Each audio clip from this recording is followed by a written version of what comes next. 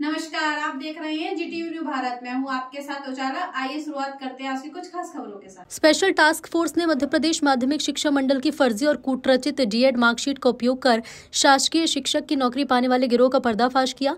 STF ने ऐसे 34 शिक्षकों को चिन्हित कर लिया है, जिसमें 8 को नामजद बनाया गया। बाकी 26 से पूछताछ जारी है। एसटीएफ भोपाल थाने में आरोपियों के खिलाफ फर्जीवाड़े का मामला दर्ज किया गया है।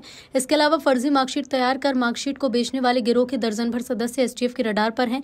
उनसे पूछताछ पूरी होने के बाद बड़ा खुलासा होगा।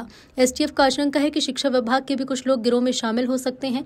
पिछले दिनों एसटीएफ को जानकारी मिली थी कि शिक्षा विभाग में कुछ व्यक्तियों द्वारा संगठित गैंग के साथ मिलकर फर्जी और कूटरचित डीएड की अंकसूची तैयार की जाकर शासकीय शिक्षक की नौकरी में उपयोग किया जा रहा है। कई शिक्षक नौकरी कर रहे हैं। इसी आधार पर सूचना के आधार पर special DG STF Pankaj Kumar Srivastava के निर्देशन में SP STF Gwalior unit Rajesh Singh Bhadauria और एआईजी एसटीएफ मुख्यालय नवीन कुमार चौधरी के नेतृत्व में 5 सदस्यीय स्पेशल टीम गठित हुई।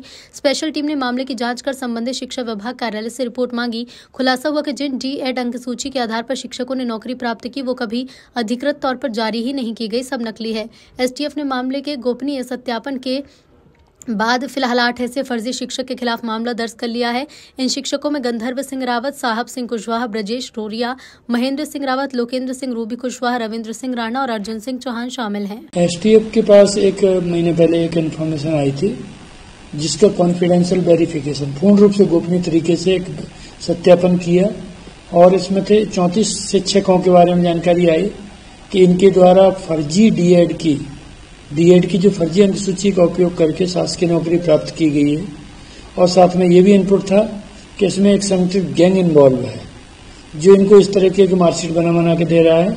और जब शासकीय नौकरी लगती है तो वेरिफिकेशन भी होता है दस्तावेज का। उस वेरिफिकेशन रिपोर्ट को भी जाली रिपोर्ट इन्हें डिपार्टमेंट में लगाई जा रही है, उससे ये सेलेक्ट होकर के नौकरी कर रहे हैं।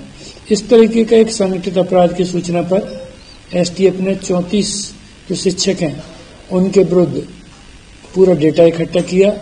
संपूर्ण दस्तावेज जो एकत्रित किए गए, उन दस्तावेजों के आधार पर जो भी चीज हमारी को उन पर गोपनीय जानकारी आई, उनके आधार पर अंततः अभी एफआईआर की गई, जिसमें 8 शिक्षक नामजद हैं, शेष 26 संदेही हैं।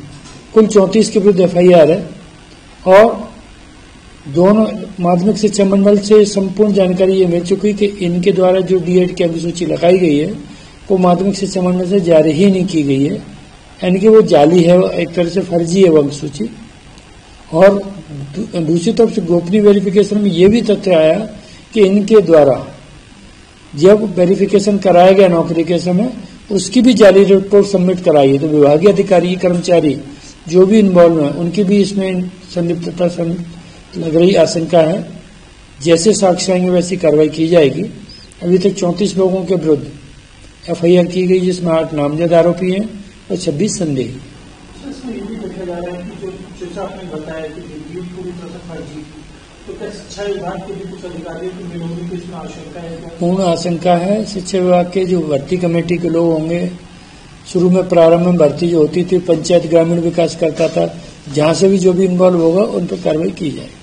सर, दूसरी कितने में ये मार्कशीट खरीदते थे, जैसा आपने बताया कि वेरिफिकेशन वो, हाँ, दिस इज मैटर, ये अभी मैटर ऑफ इन्वेस्टिगेशन है।